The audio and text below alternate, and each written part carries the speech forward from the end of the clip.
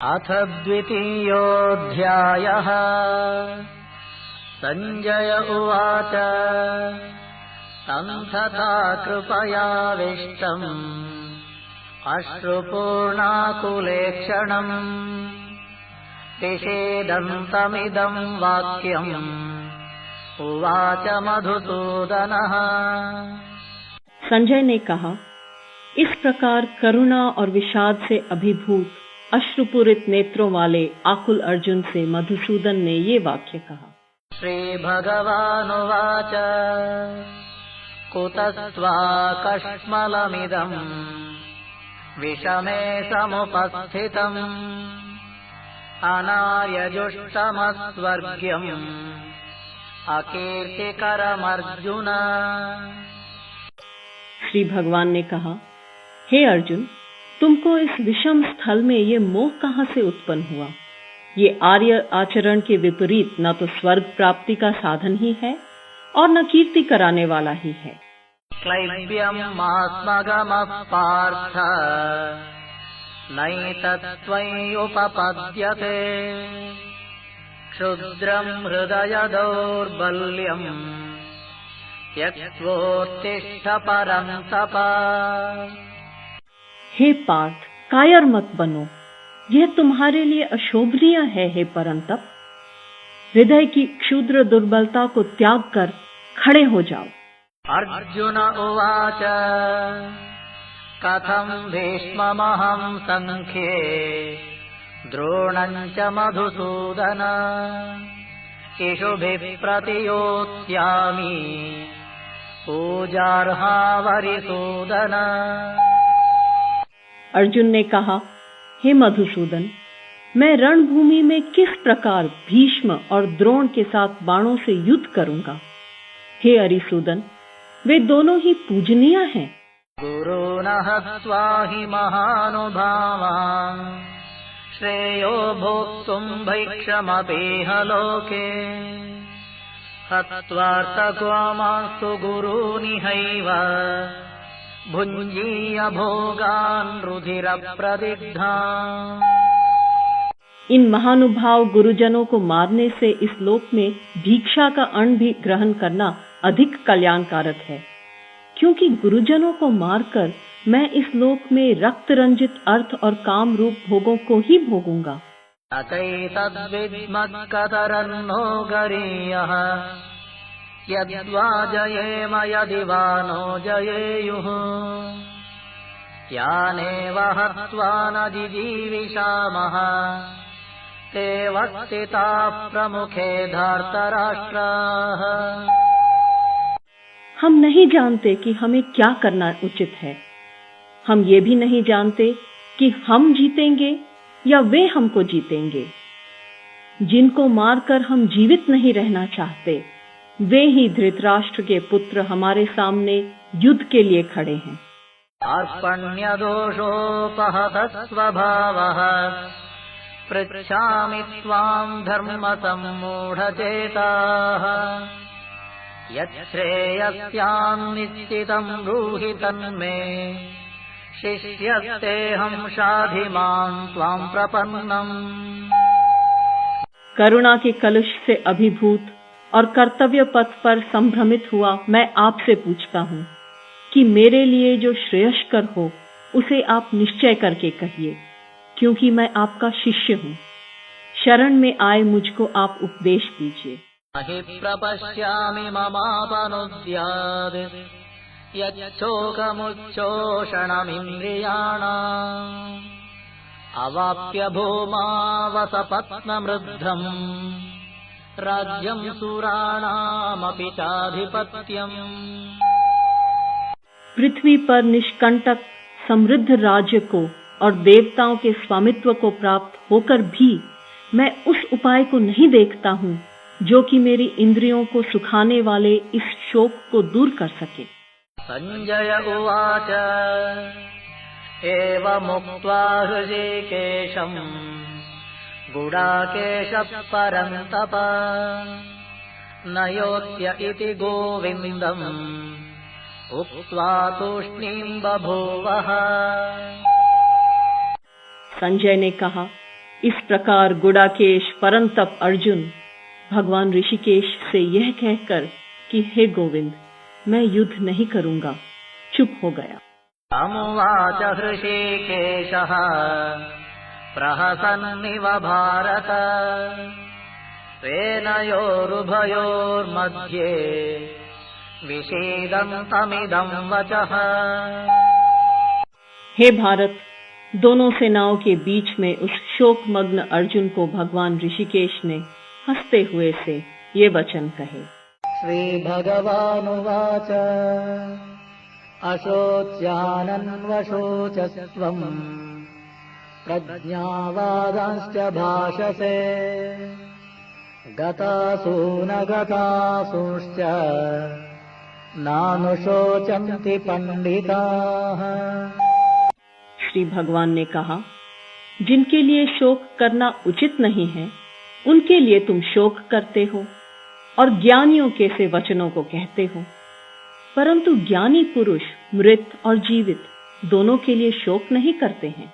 नत्वेवाहं जातु नासं न त्वं नेमे जनाधिपाः न चैव न भविष्यामः सर्वे वयमतः परम्।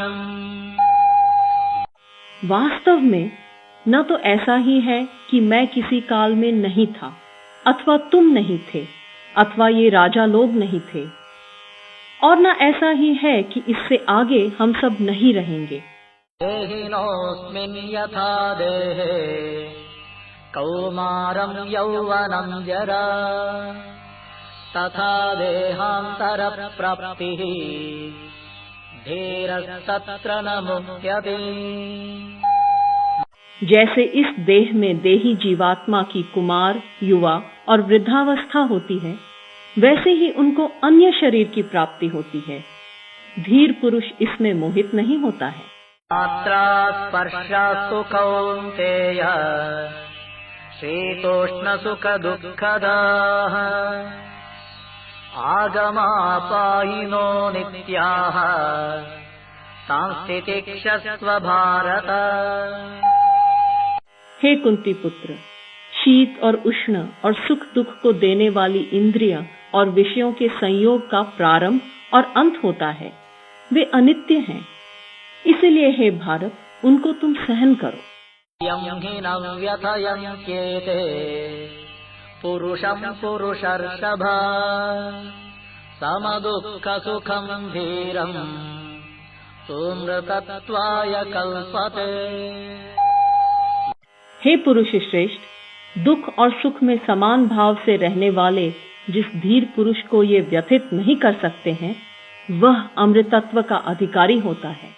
आसतो विद्यते भावः नाभावो विद्यते सतः उभयोरपि दृष्टोऽन्तः स्वनयोस्तत्त्वदर्शिभिः। असत वस्तु का तो अस्तित्व नहीं है और सत का कभी अभाव नहीं है। इस प्रकार इन दोनों का ही तत्व तत्वदर्शी ज्ञानी पुरुषों के द्वारा देखा गया है।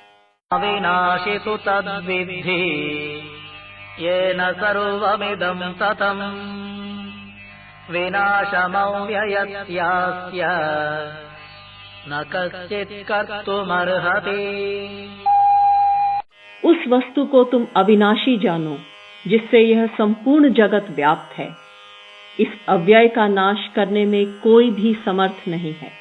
तवन्त इमे देहाः नित्यस्योक्ता शरीरिणः अनाशिनोत्प्रमेयस्य तस्माद्युध्यस्व भारत। इस नाश रहित अप्रमेय नित्य देही आत्मा के ये सब शरीर नाशवान कहे गए हैं। इसलिए हे भारत, तुम युद्ध करो। येनं वेत्ति हन्तारं यश्चैनं मन्यते हतम् उभौ तौ न विजानीतः नायं हन्ति न हन्यते। जो इस आत्मा को मारने वाला समझता है और जो इसको मरा समझता है, वे दोनों ही नहीं जानते हैं, क्योंकि ये आत्मा न मरता है और न मारा जाता है। अजायते म्रियते वा कदाचित् नायं भूत्वा भविता वा न भूयः अजो नित्यः शाश्वतोऽयं पुराणः न हन्यते हन्यमाने शरीरे। ये आत्मा किसी काल में भी न जन्मता है और न मरता है, और न ये एक बार होकर फिर अभाव रूप में होने वाला है। ये आत्मा अजन्मा, नित्य, शाश्वत और पुरातन है। शरीर के नाश होने पर भी इसका नाश नहीं होता। वेदा विनाशिनं नित्यं य एनमजमव्ययम् कथं स पुरुषः पार्थ कंघातयति हन्तिकम्। हे पार्थ, जो पुरुष इस आत्मा को अविनाशी, नित्य और अव्यय स्वरूप जानता है, वह कैसे किसको मरवाएगा और कैसे किसको मारेगा। आसंसि जीर्णानि यथा विहाय नवानि गृह्णाति नरोपराणि तथा शरीराणि विहाय जीर्णानि अन्यानि संयाति नवानि देहि। जैसे मनुष्य जीर्ण वस्त्रों को त्याग कर दूसरे नए वस्त्रों को धारण करता है, वैसे ही देही जीवात्मा पुराने शरीरों को त्याग कर दूसरे नए शरीरों को प्राप्त होता है।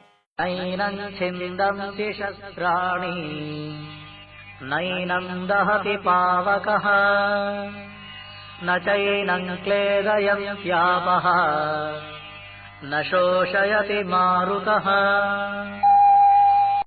इस आत्मा को शस्त्र काट नहीं सकते और न अग्नि इसे जला सकती है। जल इसे गीला नहीं कर सकता और वायु इसे सुखा नहीं सकती है। अच्छेद्योऽयमदाह्योऽयम् अक्लेद्यो शोष्य एव च नित्यः सर्वगतस्थाणुः अचलोऽयं सनातनः।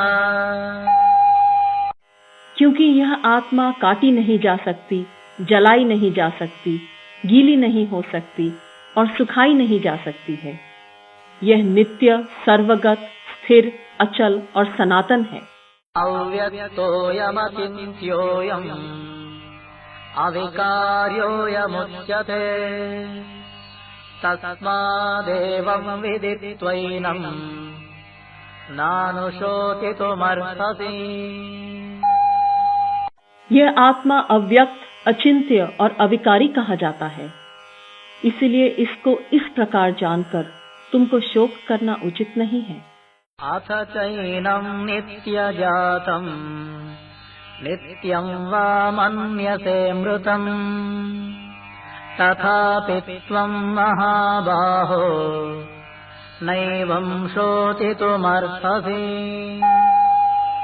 और यदि तुम इस आत्मा को नित्य जन्मने और नित्य मरने वाला मानो तो भी है महाबाहो, इस प्रकार शोक करना तुम्हारे लिए उचित नहीं है। जातस्य हि ध्रुवो मृत्युः ध्रुवं जन्म मृतस्य च तस्मादपरिहार्येऽर्थे न त्वं शोचितुमर्हसि। जन्मने वाले की मृत्यु निश्चित है और मरने वाले का जन्म निश्चित है। इसीलिए जो अटल है, अपरिहार्य है, उसके विषय में तुमको शोक नहीं करना चाहिए। व्यक्तादीनि भूतानि व्यक्तमध्यानि भारत अव्यक्तनिधनान्येव तत्र का परिदेवना। हे भारत, समस्त प्राणी जन्म से पूर्व और मृत्यु के बाद अव्यक्त अवस्था में रहते हैं और बीच में व्यक्त होते हैं। फिर उसमें चिंता या शोक की क्या बात है। आश्चर्यवत् पश्यति कश्चिदेनम् आश्चर्यवत् वदति तथैव चान्यः आश्चर्यवच्चैनमन्यः शृणोति श्रुत्वाप्येनं वेद न चैव कश्चित्। कोई इसे आश्चर्य के समान देखता है, कोई इसके विषय में आश्चर्य के समान कहता है और कोई अन्य पुरुष इसे आश्चर्य के समान सुनता है, और फिर कोई सुनकर भी नहीं जानता। देहि नित्यमवध्योऽयम् देहे सर्वस्य भारत तस्मात् सर्वाणि भूतानि न त्वं शोचितुमर्हसि। हे भारत, ये देही आत्मा सबके शरीर में सदा ही अवध्य है, इसीलिए समस्त प्राणियों के लिए तुमको शोक करना उचित नहीं है। स्वधर्ममपि चावेक्ष्य न विकम्पितुमर्हसि धर्म्याद्धियुद्ध्यात् श्रेयोऽन्यत् क्षत्रियस्य न विद्यते। और स्वधर्म को भी देखकर तुमको विचलित होना उचित नहीं है, क्योंकि धर्मयुक्त युद्ध से बढ़कर दूसरा कोई कल्याणकारक कर्तव्य क्षत्रिय के लिए नहीं है। यदृच्छया चोपपन्नम् स्वर्गद्वारमपावृतम् सुखिनः क्षत्रियाः पार्थ लभन्ते युद्धमीदृशम्। और हे पार्थ, अपने आप प्राप्त हुए और स्वर्ग के लिए खुले हुए द्वार रूप इस प्रकार के युद्ध को भाग्यवान क्षत्रिय लोग ही पाते हैं। अथ चेत्त्वमिमं धर्म्यं संग्रामं न करिष्यसि ततः स्वधर्मं कीर्तिं च हित्वा पापमवाप्स्यसि। और यदि तुम इस धर्मयुक्त युद्ध को नहीं करोगे तो स्वधर्म और कीर्ति को खोकर पाप को प्राप्त करोगे। अकीर्तिं च विभूतानि कथयिष्यन्ति ते व्ययाम् संभावितस्य च कीर्तिः मरणादतिरिच्यते।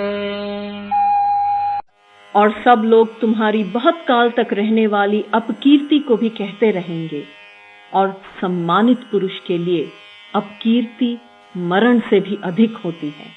याद्रणादुपरतम् मन्स्यन्ते त्वां महारथाः येषाञ्च त्वं बहुमतः भूत्वा यास्यसि लाघवम्। और जिनके लिए तुम बहुत माननीय हो, उनके लिए अब तुम तुच्छता को प्राप्त होगे। वे महारथी लोग तुम्हें भय के कारण युद्ध से निवृत्त हुआ मानेंगे। अवाच्यवादांश्च बहून् वदिष्यन्ति तवाहिताः निन्दन्तस्तव सामर्थ्यम् ततो दुःखतरं नु किम्। तुम्हारे शत्रु तुम्हारे सामर्थ्य की निंदा करते हुए बहुत से अकथनीय वचनों को कहेंगे, फिर उससे अधिक दुख क्या होगा।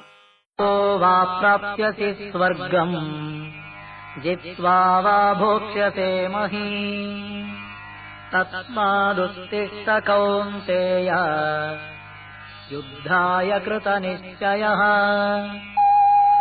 युद्ध में मरकर तुम स्वर्ग प्राप्त करोगे या जीतकर पृथ्वी को भोगोगे। इसलिए हे कौन्तेय, युद्ध का निश्चय कर तुम खड़े हो जाओ।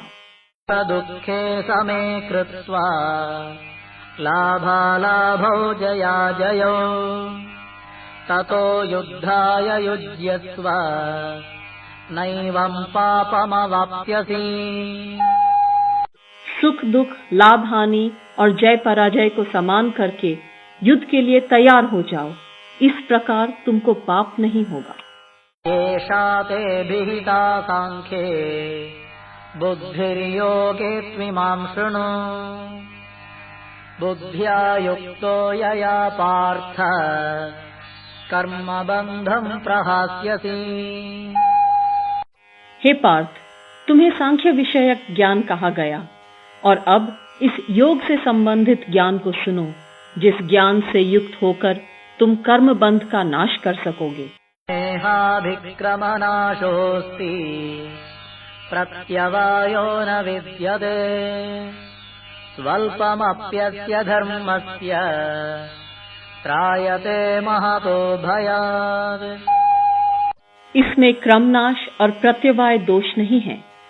इस धर्म का अल्प अभ्यास भी महान भय से रक्षण करता है। व्यवसायात्मिका बुद्धिः एकेह कुरु नन्दन बहुशाखा ह्यनन्ताश्च बुद्धयो व्यवसायिना। हे कुरुनंदन, इस विषय में निश्चयात्मक बुद्धि एक ही है। अज्ञानी पुरुषों की बुद्धियां बहुत भेदों वाली और अनंत होती हैं। इमां पुष्पितां वाचं प्रवदन्त्य विपश्चितः वेदवादरताः पार्थ नान्यदस्तीति वादिनः कामात्मानः स्वर्गपराः जन्म कर्म फलप्रदा क्रिया विशेष बहुला भोगैश्वर्यगतिं प्रति भोगैश्वर्य प्रसक्तानां तयापहृतचेतसां व्यवसायात्मिका बुद्धिः समाधौ न विधीयते। हे पार्थ, अविवेकी पुरुष वेदवाद में रमते हुए जो यह पुष्पिता वाणी बोलते हैं, इससे स्वर्ग से बढ़कर और कुछ नहीं है। कामनाओं से युक्त स्वर्ग को ही श्रेष्ठ मानने वाले लोग भोग और ऐश्वर्य को प्राप्त कराने वाली अनेक क्रियाओं को बताते हैं, जो वास्तव में जन्म रूप कर्म फल को देने वाली होती हैं। उससे जिनका चित्त हर लिया गया है, ऐसे भोग और ऐश्वर्य में आसक्ति रखने वाले पुरुषों के अंतःकरण में निश्चयात्मक बुद्धि नहीं होती, अर्थात वे ध्यान का अभ्यास करने योग्य नहीं होते। त्रैगुण्य विषया वेदाः निस्त्रैगुण्यो भवार्जुन निर्द्वन्द्वो नित्यसत्त्वस्थः निर्योगक्षेम आत्मवान्। हे अर्जुन, वेदों का विषय 3 गुणों से संबंधित है। तुम त्रिगुणातीत, निर्द्वंद्व, नित्य सत्व में स्थित, योगक्षेम से रहित और आत्मवान बनो। यावानर्थबुधपाने सर्वतः संप्लुतोदके तावान् सर्वेषु वेदेषु ब्राह्मणस्य विजानतः। सब ओर से परिपूर्ण जल राशि के होने पर मनुष्य का छोटे जलाशय में जितना प्रयोजन रहता है, आत्मज्ञानी ब्राह्मण का सभी वेदों में उतना ही प्रयोजन रहता है। कर्मण्येवाधिकारस्ते मा फलेषु कदाचन मा कर्मफलहेतुर्भूः मा ते संगोऽस्त्व कर्मणि। कर्म करने मात्र में तुम्हारा अधिकार है, फल में कभी नहीं। तुम कर्म फल के हेतु वाले मत होना और अकर्म में भी तुम्हारी आसक्ति ना हो। योगस्थः कुरु कर्माणि संगं त्यक्त्वा धनञ्जय सिद्ध्यो समो भूत्वा समत्वं योग उच्यते। हे धनंजय, आसक्ति को त्याग कर तथा सिद्धि और असिद्धि में संभाव होकर योग में स्थित हुए तुम कर्म करो। ये संभाव ही योग कहलाता है। दूरेण ह्यवरं कर्म बुद्धियोगाद् धनञ्जय बुद्धौ शरणमन्विच्छ कृपणाः फलहेतवः। इस बुद्धि योग की तुलना में सकाम कर्म अत्यंत निकृष्ट हैं।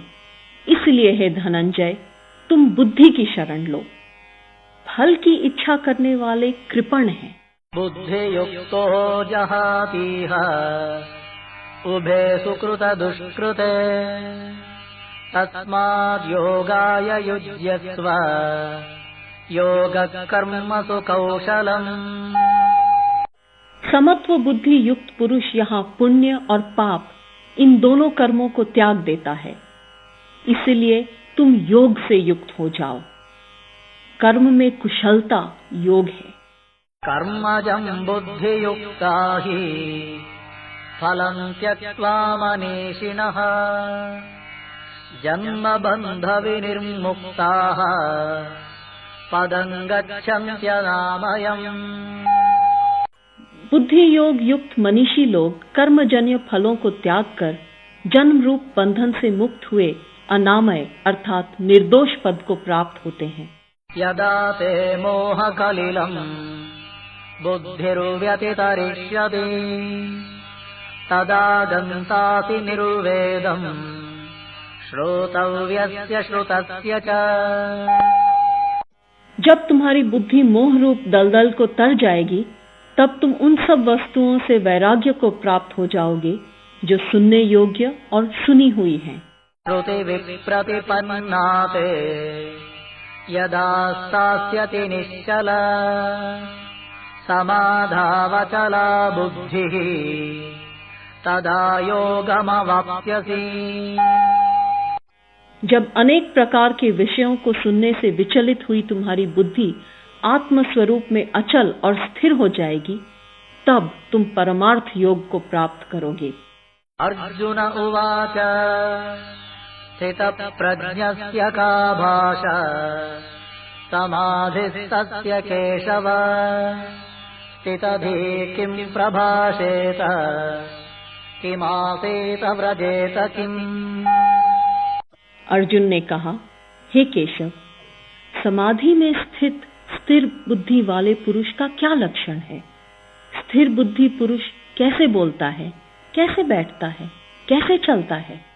श्री भगवानुवाच प्रजहाति यदा कामान् सर्वान् पार्थमनोगतान् आत्मन्येवात्मना तुष्टः स्थितप्रज्ञस्तदोच्यते। श्री भगवान ने कहा, हे पार्थ, जिस समय पुरुष मन में स्थित सब कामनाओं को त्याग देता है और आत्मा से ही आत्मा में संतुष्ट रहता है उस समय वह स्थित प्रज्ञ कहलाता है। येष्वनुद्विग्नमनाः सुखेषु विगतस्पृहः वीतरागभयक्रोधः स्थितधीर्मुनिरुच्यते। दुख में जिसका मन उद्विग्न नहीं होता, सुख में जिसकी स्पृहा निवृत्त हो गई है, जिसके मन में राग भय और क्रोध नष्ट हो गए हैं, वह मुनि स्थित प्रज्ञा कहलाता है। यस्सर्वत्रानभिस्नेहः तत्तत्प्राप्य शुभाशुभम् नाभिनन्दति न द्वेष्टि तस्य प्रज्ञा प्रतिष्ठिता। जो सर्वत्र अति स्नेह से रहित हुआ उन शुभ तथा अशुभ वस्तुओं को प्राप्त कर न प्रसन्न होता है और न द्वेष करता है, उसकी प्रज्ञा प्रतिष्ठित है। संहरते चायम् कूर्मोऽङ्गानीव सर्वशः इन्द्रियाणीन्द्रियार्थेभ्यः तस्य प्रज्ञा प्रतिष्ठिता। कछुआ अपने अंगों को जैसे समेट लेता है, वैसे ही यह पुरुष जब सब ओर से अपनी इंद्रियों को इंद्रियों के विषय से परावृत कर लेता है, तब उसकी बुद्धि स्थिर होती है। विषया विनिवर्तन्ते निराहारस्य देहिनः रसवर्ज्यं रसोऽप्यस्य परं दृष्ट्वा निवर्तते। निराहारी देही पुरुष से विषय तो निवृत्त हो जाते हैं, परंतु उनके प्रति राग नहीं। परम तत्व को देखने पर इस पुरुष का राग भी निवृत्त हो जाता है। यततोऽस्यपि कौन्तेय पुरुषस्य विपश्चितः इन्द्रियाणि प्रमाथीनि हरन्ति प्रसभं मनः। हे कौन्तेय, संयम का प्रयत्न करते हुए बुद्धिमान पुरुष के भी मन को ये इंद्रियां बलपूर्वक हर लेती हैं। तानि सर्वाणि संयम्य युक्त आसीत मत्परः वशे हि यस्येन्द्रियाणि तस्य प्रज्ञा प्रतिष्ठिता। उन सब इंद्रियों को संयमित कर युक्त और मतपर हो। जिस पुरुष की इंद्रियां वश में होती हैं, उसकी प्रज्ञा प्रतिष्ठित होती है। ध्यायतो विषयान् पुंसः संगस्तेषुपजायते, संगात् संजायते कामः, कामात् क्रोधोऽभिजायते। विषयों का चिंतन करने वाले पुरुष की उसमें आसक्ति हो जाती है। आसक्ति से इच्छा और इच्छा से क्रोध उत्पन्न होता है। क्रोधात् भवति सम्मोहः, सम्मोहात् स्मृतिविभ्रमः, स्मृतिभ्रंशात् बुद्धिनाशः, बुद्धिनाशात् प्रणश्यति। क्रोध से उत्पन्न होता है मोह और मोह से स्मृति विभ्रम। स्मृति के भ्रमित होने पर बुद्धि का नाश होता है और बुद्धि के नाश होने से वह मनुष्य नष्ट हो जाता है। रागद्वेष वियुक्तैस्तु विषयान् इन्द्रियैश्चरन्, आत्मवश्यैर्विधेयात्मा प्रसादमधिगच्छति। आत्मसंयमी पुरुष राग द्वेष से रहित अपने वश में की हुई इंद्रियों द्वारा विषयों को भोगता हुआ प्रसन्नता प्राप्त करता है। प्रसादे सर्वदुःखानां हानिरस्योपजायते, प्रसन्नचेतसो ह्याशु बुद्धिः पर्यवतिष्ठते। प्रसाद के होने पर संपूर्ण दुखों का अंत हो जाता है और प्रसन्नचित्त पुरुष की बुद्धि शीघ्र ही स्थिर हो जाती है। नास्ति बुद्धिरयुक्तस्य न चायुक्तस्य भावना, न चाभावयतः शान्तिः, अशान्तस्य कुतः सुखम्। संयम रहित अयुक्त पुरुष को आत्मज्ञान नहीं होता और अयुक्त को भावना और ध्यान की क्षमता नहीं होती। भावना रहित पुरुष को शांति नहीं मिलती, अशांत पुरुष को सुख कहाँ। इंद्रियाणां हि चरताम् यं मनोनुविधीयते, तदस्य हरति प्रज्ञां वायुर्नावमिवाम्भसि। जल में वायु जैसे नाव को हर लेता है, वैसे ही विषयों में विचरती हुई इंद्रियों के बीच में जिस इंद्रिय का अनुकरण मन करता है, वह एक ही इंद्रिय इसकी प्रज्ञा को हर लेती है। तस्माद् यस्य महाबाहो निगृहीतानि सर्वशः इन्द्रियाणीन्द्रियार्थेभ्यः तस्य प्रज्ञा प्रतिष्ठिता। इसलिए है महाबाहो, जिस पुरुष की इंद्रियां सब प्रकार इंद्रियों के विषयों के वश में की हुई होती हैं, उसकी बुद्धि स्थिर होती है। या निशा सर्वभूतानां तस्यां जागर्ति संयमी, यस्यां जाग्रति भूतानि सा निशा पश्यतो मुनेः। सब प्राणियों के लिए जो रात्रि है, उसमें संयमी पुरुष जागता है, और जहां सब प्राणी जागते हैं, वह तत्व को देखने वाले मुनि के लिए रात्रि है।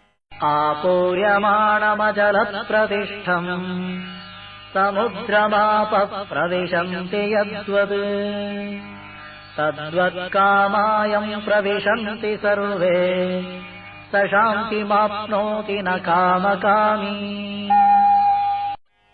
जैसे सब ओर से परिपूर्ण अचल प्रतिष्ठा वाले समुद्र में अनेक नदियों के जल उसे विचलित किए बिना समा जाते हैं, वैसे ही जिस पुरुष के प्रति कामनाओं के विषय उसमें विकार उत्पन्न किए बिना समा जाते हैं, वह पुरुष शांति प्राप्त करता है, न कि भोगों की कामना करने वाला पुरुष। विहाय कामान् यः सर्वान् पुमांश्चरति निःस्पृहः, निर्ममो निरहंकारः स शान्तिमधिगच्छति।